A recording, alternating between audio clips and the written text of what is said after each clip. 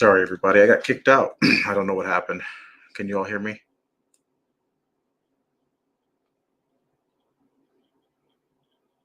Yes, sir.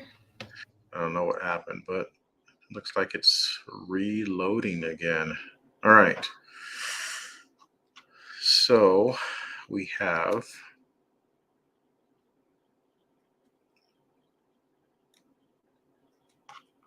let's see, is everybody here? Okay, yeah. So we have Raylene, and we have Thelma, LaDon, Claudia, and we have Holly in the waiting area. My camera's still not working.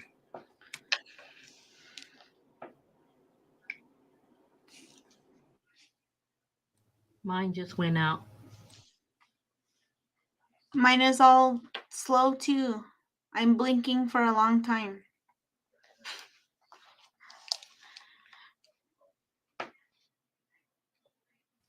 Don't blink too hard or too much.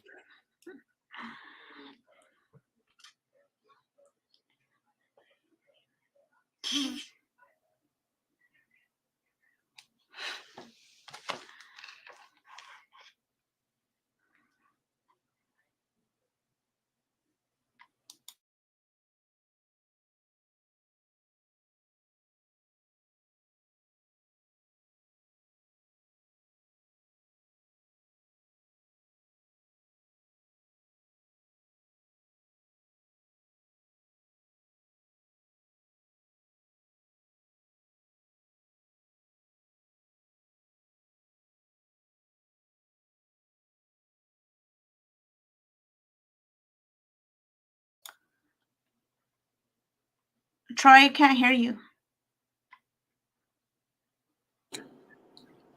That's probably because I was on mute. So good morning, everybody.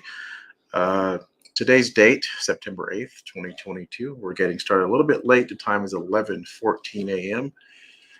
We have the entire, almost the entire COVID response team here today.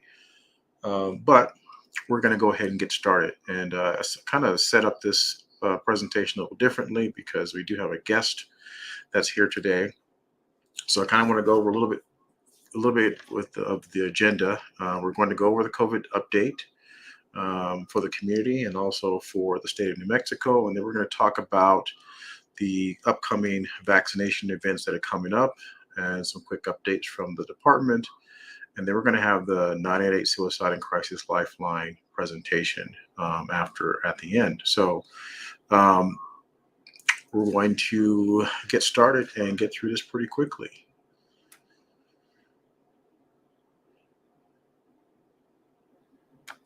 If I can get my slides to advance.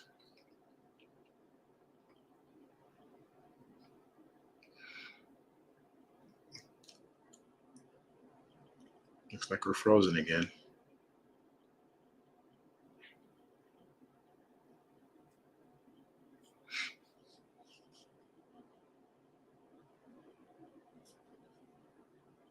That's too far. Okay. All right, real quickly, as of today, we have 4 active cases in the community with 3 in the past 7 days. There's only been 1 this week, though, so that's actually a pretty good thing since there's only been 1 new case since we last reported. The total cases for the community are going to be 308, with 302 having recovered. We're supposed to have a couple of folks coming out of isolation within the next day or so. So this number should decrease as long as we don't have any new cases. The daily epidemiology report for the state of New Mexico, the numbers are still holding steady. As you can see, we've only had a few new cases. A few deaths, which is kind of the indicator that most folks are paying attention to. 4 new deaths as of yesterday. 119 folks who were hospitalized and 6 on ventilators. Even though we were having a small number of new cases every day for the state, the fact that we're still having deaths and hospitalizations, including ventilations, is still makes this still something we need to be concerned about. So I wanted to make sure we pointed that out. The statewide dashboard, as you can see, the southwestern portion of the state is starting to go closer to not having very many cases. It's turning yellow. The other counties around us are starting to have a reduced number of community spread as well.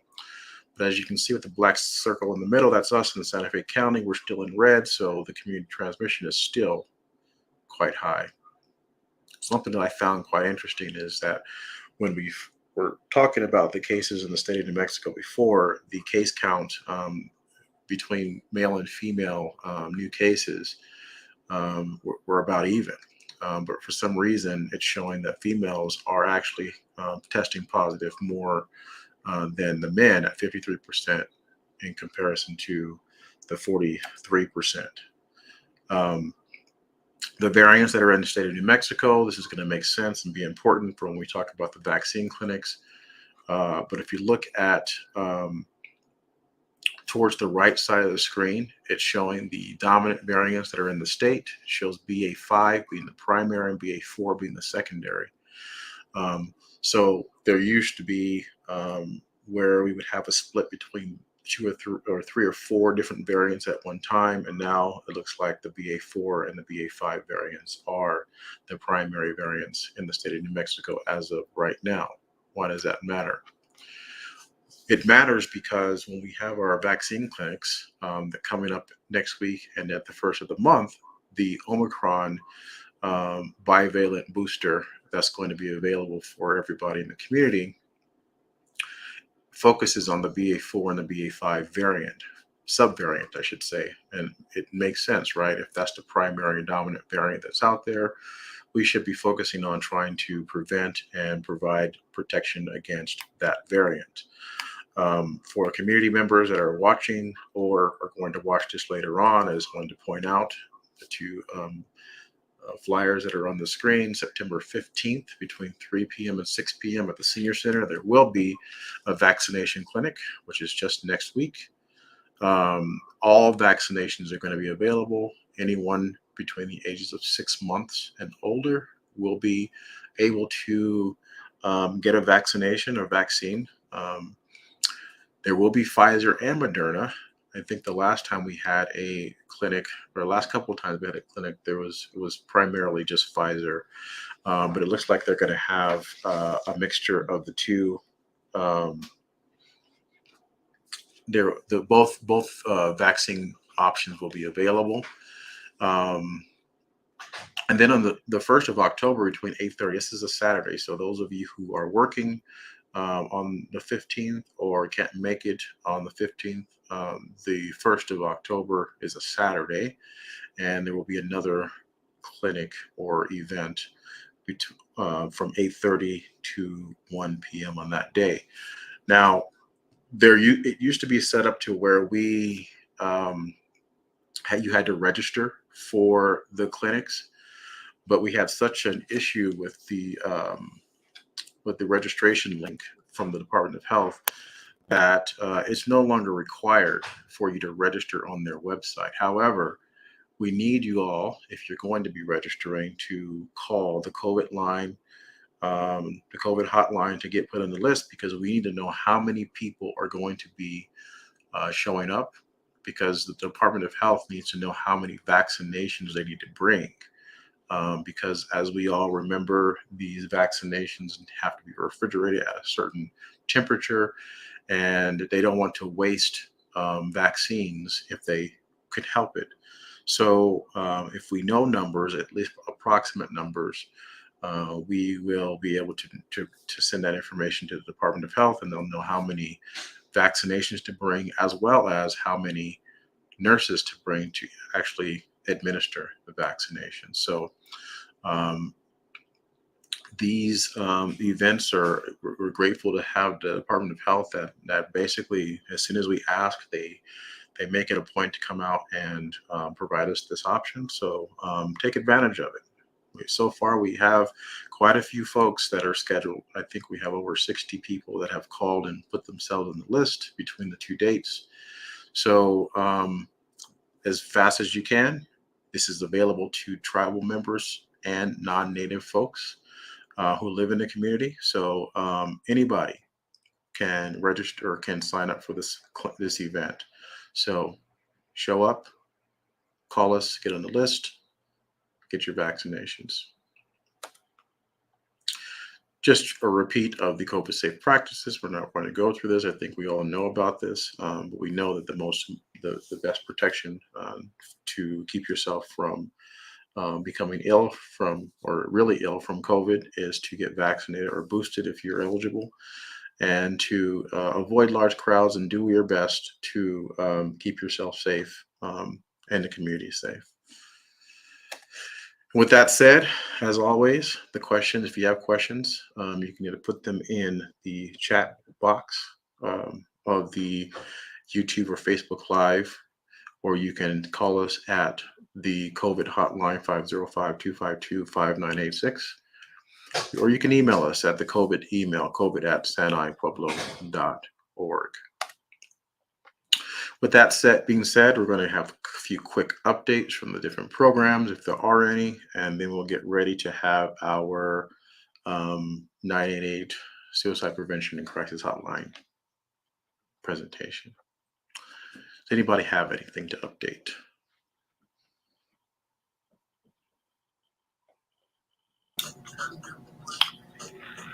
Good morning, San Ildefonso.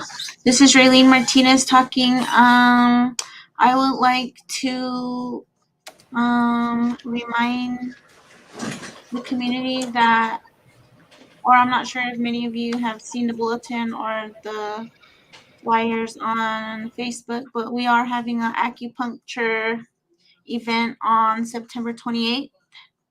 It'll be from I believe 10 to 2 at the senior center, and we are preferring appointments this time. And so if you would like to take advantage of this event, if you could please give us a call at the COVID hotline as well, and we can schedule you for that day.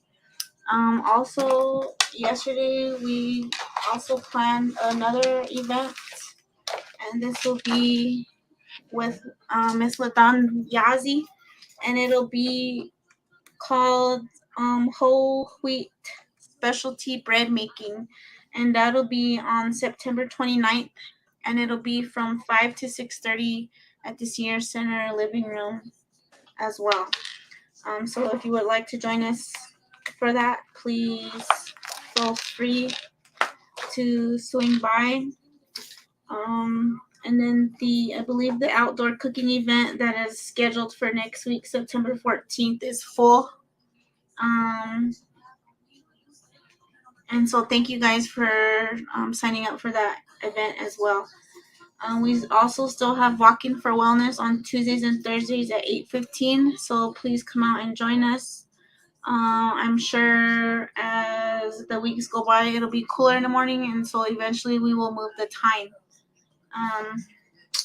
And then again, just reminding individuals that if you do live here in the community and you are a tribal member or an employee, you can take advantage of the gym membership that we have available. If that's something that you would like to take advantage of, please contact Victoria Martinez prior to complete a health assessment. That is a requirement of the program, and so the assessment does take about 20 minutes, and we can give you a gym membership. So please take advantage of that as well. And I would also like to thank the community or the individuals that did take advantage of the diabetic shoe event that we had last month. I was ecstatic to find out that we had 17 participants order shoes that day. And so, if you did miss the event, please contact me and we can see about either making a trip down there or maybe having the individual come back to the Pueblo. So please contact me for that as well. And I would like to thank Victoria Martinez and Ladan Yazi for handling that event for the diabetes program. And I believe that's it.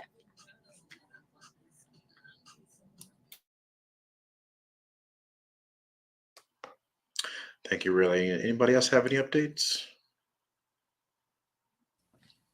I just wanted to mention that majority of the farmers market cards or have been distributed to the community or to the individuals that apply for assistance. So I'm happy about that. Thank you. I Thank you. wanted to share that the CSA, the Community Supported Agriculture Produce Distribution, will take place today. It's been taking place every Thursday from 12:30 to 2 p.m. or whenever the supplies or the produce bags run out. So get to the big tree. Thelma will be there. And yeah, this is for the community of San Ildefonso. It's provided by the association, the Farmers Market Association here in New Mexico. So the produce is grown locally, just FYI. And I think I wanted to add to the specialty whole bread making class that's going to take place at the end of this month. We will be getting support from the from FDIPR, so Food Distribution on Indian programs, Indian reservation programs. They will be providing us with whole wheat flour. So the community, I'll take about maybe, I'm looking at 13 participants. So contact me if you're interested. This event will start at 5 o'clock. We will end at 7:30 or 5:30 to 7 o'clock. So that's what's going to take place. Reach out if you're interested. This month is Whole Grains Month, so we want to provide you with information about reasons why to use whole grains. So really it's a nutrition education session, and participants will go home with maybe a bulk of whole wheat dough so they can prepare that at home. This month is also National Childhood Obesity Awareness Month. So we walked with the students yesterday. So we are starting a few walks with the San Ildefonso Day School. We start at 7:15.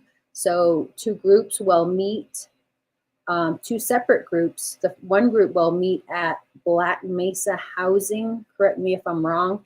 And then also another group will meet at the Tewa Center or start at the Tewa Center. And then we will meet at the day school.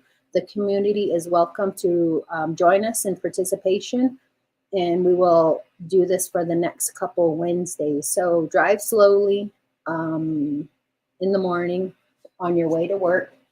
And it's also National Cholesterol Education Awareness Month.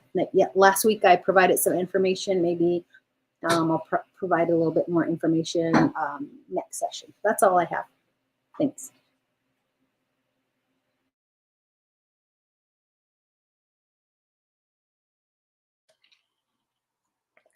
Thank you.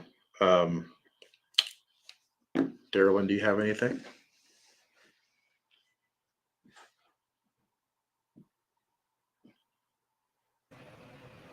No, I don't.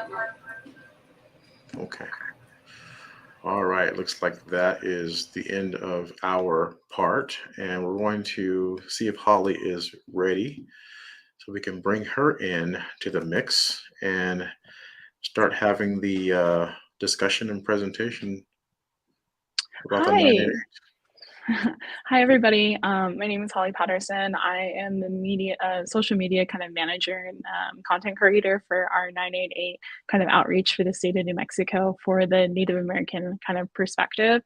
We're the only kind of out of the nation, because this is a nationwide hotline, crisis hotline that had launched back in July. And so we in New Mexico kind of created this like perspective to outreach to the Native communities that we have here in New Mexico.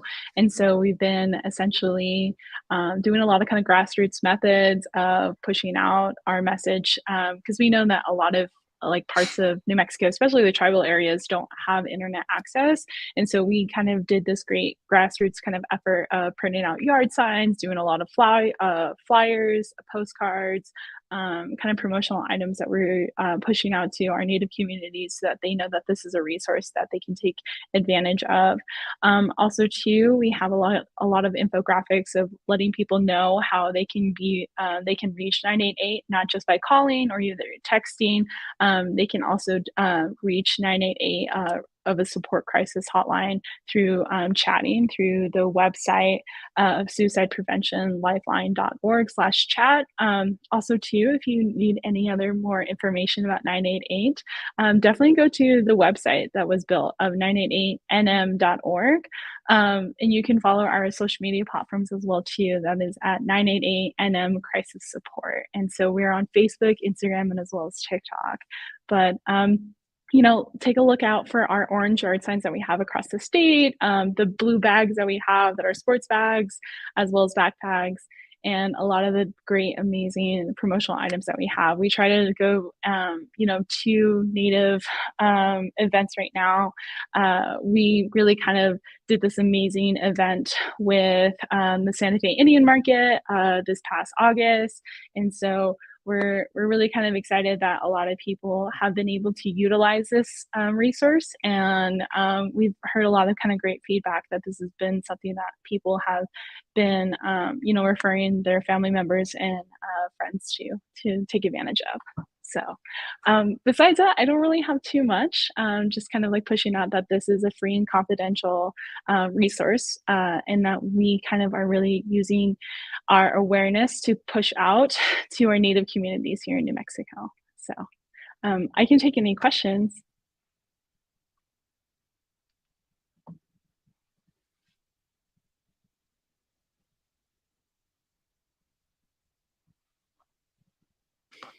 Does anybody have any questions? Anybody that's watching live or members of the team?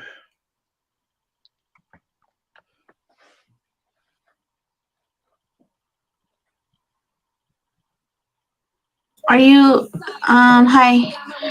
So you're available to come out for events, right? Yeah, we'll try to delegate some individuals to send out resources to events. We do have like a small team that we're trying to reach as many kind of Native, events. We just have a small team. We'll just kind of like coordinate to see if we can make it to certain places. We do have like flyers and postcards and things like that. If you do need resources in your communities, that we can send out to you guys. So like, if you need flyers or if you need postcards, we can definitely ship those off to you, your community centers so that they can be displayed. Okay. Thank you. Yeah, of course. Holly, I appreciate you coming out to provide this information.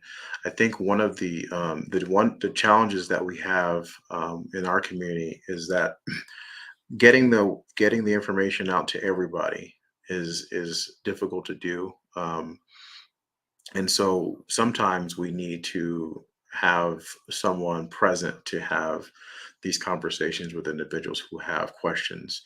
And I was wondering what your team's availability is to come out and show some presence and give people opportunities to ask questions in person.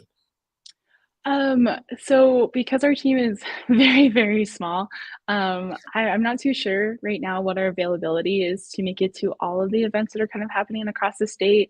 Like I'm positioned here in Farmington, New Mexico. And so, trekking to different parts of New Mexico will take a little bit of time, but definitely if we can coordinate that of like if there are certain events that people want us to be a part of, and help kind of like spread the awareness of like how to use these like resources, because also too, like we totally understand that mental health has had a stigma within our Native communities, and that like sometimes there's a lot of reassurance to have somebody there to help talk through what these resources are, what the information, or even to like the process. I think that's one of the things that we as a team were coming together of a huge concern, was that we wanted to make sure that people were comfortable of using this, and that if they were uncomfortable with talking with another person over the phone or texting, that there is that chat option available for them to kind of take part in. And also too, like what exactly are the process. I think a lot of people today are very protective of their information, and so understanding what those questions are being asked to them as they start the process and like what is being used for. I think those call representatives, if you ask them the questions of like what this information that you're asking me is going to be used toward, is kind of great questions to be asking.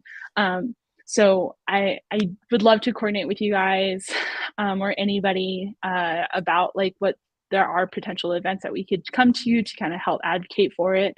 But at the same time too, like in the meantime, definitely go to our website for more information, and at 988nm.org.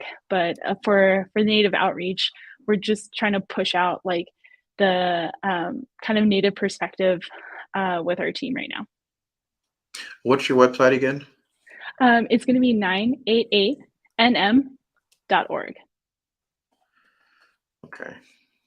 So I had a question that has come up a couple of times with regard to some of the rural communities, such as where we are. One of the concerns was that, you know, the 988 process, the way it was developed, was specifically designed to cater to communities that have resources, for example. And what I'm referring to are the challenges that we have with, you know, crisis response. And so the 988 is supposed to be a resource to use in the place of, you know, contacting law enforcement or calling 911 and things like that. But for us communities that don't have access to a crisis response team in the area, or options for anything but law enforcement, how does the 988 process in New Mexico? How is the team that's been working on developing this? How have they looked at those challenges that we might have with regard to having a response team available to come to our community? I think that's a wonderful question. Unfortunately, I'm not the best equipped to answer that, just because in the sense of like, I haven't directly been in talks with individuals of like how we are, you know, kind of problem solving those type of concerns, and as well as barriers that we have in rural communities. And so I wish I could definitely answer that, but I unfortunately can't. I'm not best equipped to. I just know that the fact that this had launched back in July, and that we're super excited for individuals to be taking advantage of this resource, because we know that here in the state of New Mexico, with the 23 federalized recognized tribes here in New Mexico, that the mental health and crisis support or behavioral health has been a really big issue in our communities, especially with the youth. And so we want this to be a great kind of resource for them to turn to, so that they know that they're not alone, and that it's okay to be talking with somebody, and definitely prevent a lot of, you know, issues and concerns that they have by talking with somebody. And so definitely, I wish I could answer that a little bit better, but that's a great question. I mean, I definitely think that's something to, you know, that, you know, hopefully someone will be able to kind of get back to you and provide a bit more information about that. Yeah, and I attended the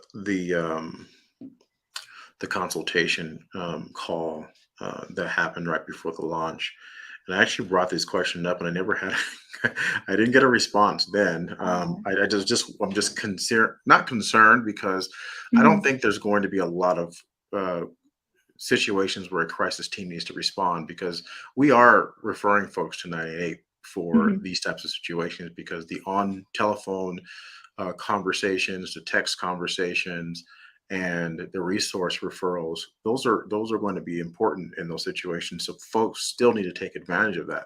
I'm just wondering, for those select few times where a crisis team needs to respond, how do we address that? So, and these are things that we're going to continue to have to work on, because it is new. It's only been live for 2 months, so I think we just need to.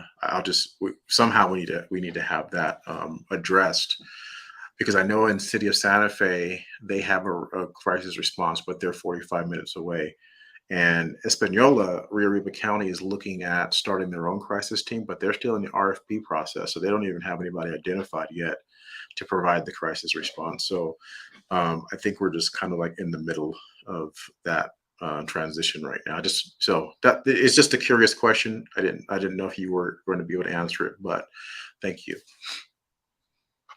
Yeah, no problem. Thank you so much for that question. I think that's something I could definitely take back to my team, because, like you said, those are real concerns. Because, like, although we're a very, very large state, the metropolis areas of New Mexico are able to have those kind of support systems already kind of established. But of course, like, we know that a lot of indigenous populations are going to be living in these rural communities that, any type of honestly, grocery store is going to be about 45 minutes away. So even those like small resources that we have for people to take advantage of, like even to like,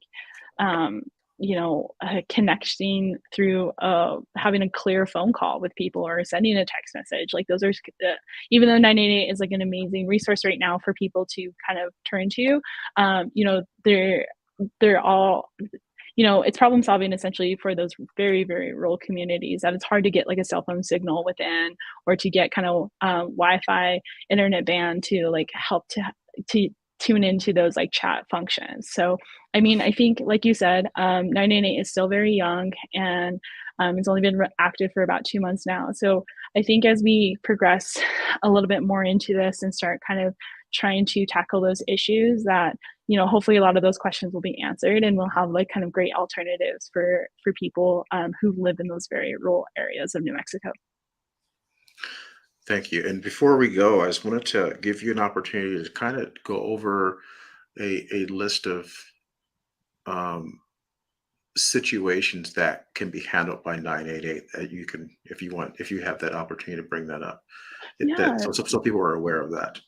Yeah, definitely. So some reasons to call or text 988, or even to start a chat with them, is really kind of if you're feeling sad, confused, or angry, if you're worried about your safety or someone you may know. And then also too, if you're worried about essentially alcohol or drug misuse. So it's not just essentially like what we peg as at large crisis support situations, but it's also if you just need to be talking with somebody, having a stressful day. And because like at the same time too, I very much advocate for a lot of individuals to take part into mental health proactive activities, such as like going to therapy, taking on walks, taking a break. But definitely 988 is a resource for individuals who are kind of seeking that support for individuals to talk to someone.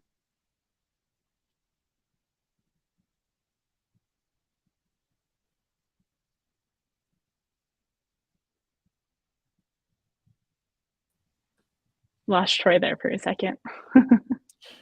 Yeah, my everything disconnected. I don't know what just happened. Thank you for that. I think that one of the challenges is that people are not necessarily, they weren't really certain Yeah. about why do I call 988, because in the initial presentation of this, everybody took it as it's the suicide hotline. And of course, Mhm. that's a problem, because not everybody is experiencing suicidal ideation. Not everybody is having challenges, around suicide. So, I think it needs to be made clear that it's not just suicide, and crisis can be anything. Emotional crisis, psychological crisis, mental crisis, someone who's having challenges with um, alcohol consumption, overconsumption, intoxication. All these things are considered um, challenges that the 988 hotline can address, because it is hard for some people to take what used to be, the suicide hotline and turn it into a resource hotline, which is what it is now. So I just wanted to make sure that everybody understands it, has a clear understanding of what that is. Yeah, definitely. Because I think, just as you said, I know nationwide that's what it's being marketed as, is the suicide hotline. But here in New Mexico, like, we definitely understand that, a lot of people who could be needing a lot of counseling or mental health support or behavioral health support should be also calling this hotline, or even texting. If you text TALK, all capital letters TALK, to 988, that's when you'll be able to start your text messages with 988, or calling by just dialing 988, and then you'll be kind of connected with a call center representative here in New Mexico.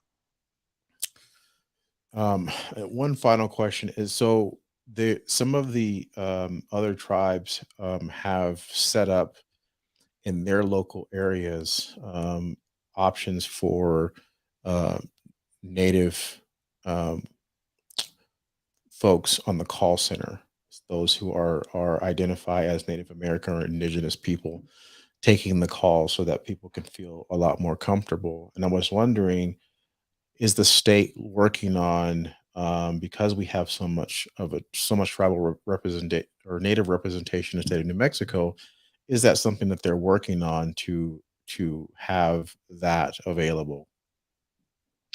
I believe so, yes. I believe that was what kind of they were trying to implement as they were thinking about launching 988, especially within New Mexico, that they wanted to make sure that the individuals who are calling, especially who identified as Indigenous, that they were going to be connected with somebody who, obviously held some cultural relevancy to the Southwest, to as well as the tribes here in New Mexico, because I think that's like one of the stigmas too that backs why people of Indigenous identity end up not like taking on those kind of resources, is because it's really hard and difficult for some individuals to speak with somebody who doesn't really know too much about like the Indigenous history, or even to just like the understanding of our cultural identity.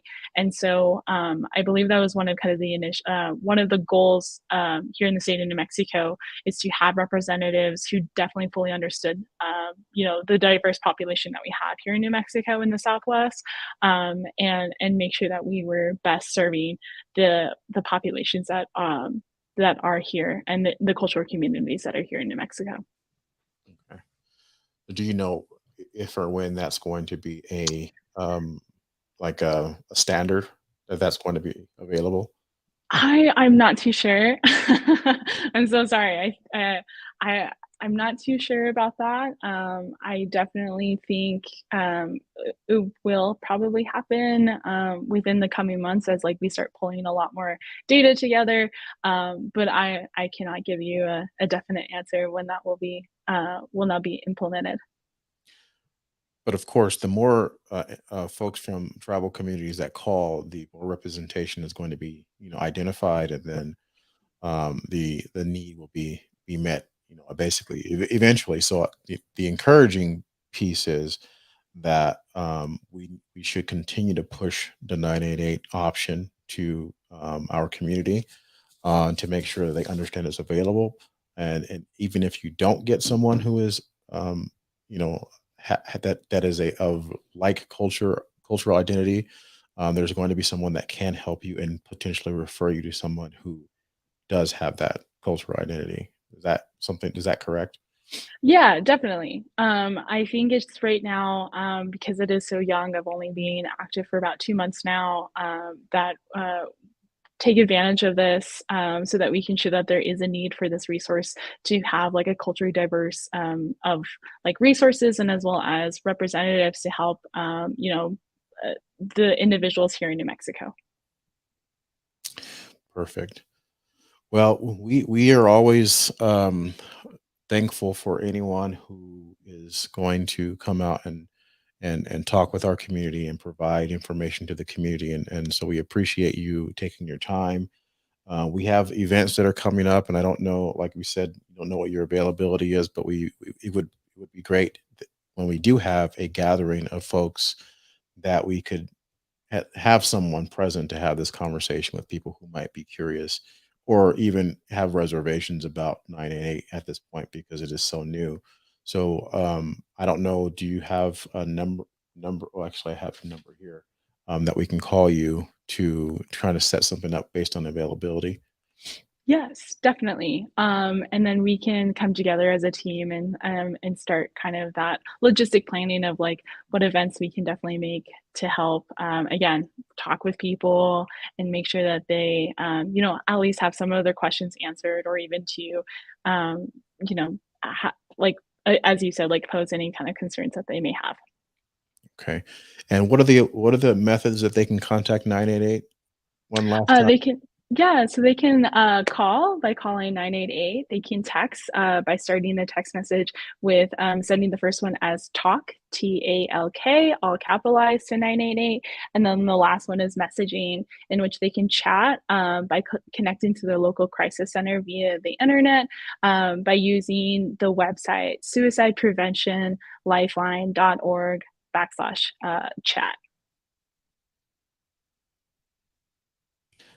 Suicide prevention.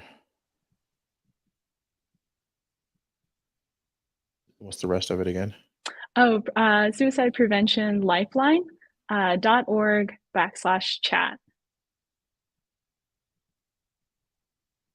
Got it. Okay. Uh, Well, Holly, again, thank you very much. We appreciate your time and maybe we can have you come on again once we once we get you guys are up and running a little bit longer to get the information. Perfect.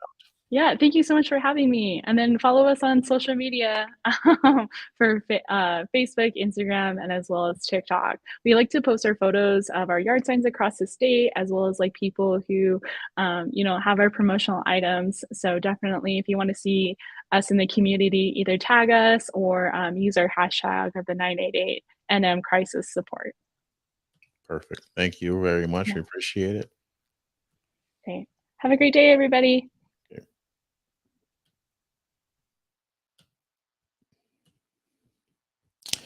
All right, everybody. Anybody have any final statements, comments, questions before we go to lunch? Other than that, my camera doesn't work.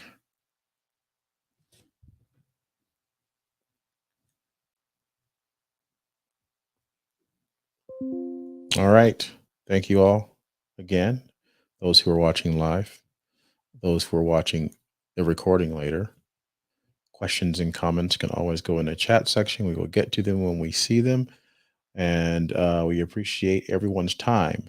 September 15th, between 3 p.m. and 6 p.m., we will have a vaccine event at the Senior Center. October 1st, from 8:30 to 1 p.m., we'll have a second vaccine event. If you or your family member or anyone that you have in your household are interested in getting a vaccine, whether it's the Prime series, the Omicron bivalent booster, or the 6-month and older vaccines that folks have not been able to get, it will be available to everyone, Moderna and Pfizer. Contact the COVID hotline 505-252-5986 or call Darylyn, our CHW, COVID CHW 505-377. What are the last four again, Darylyn? 7777? I think that's what it is.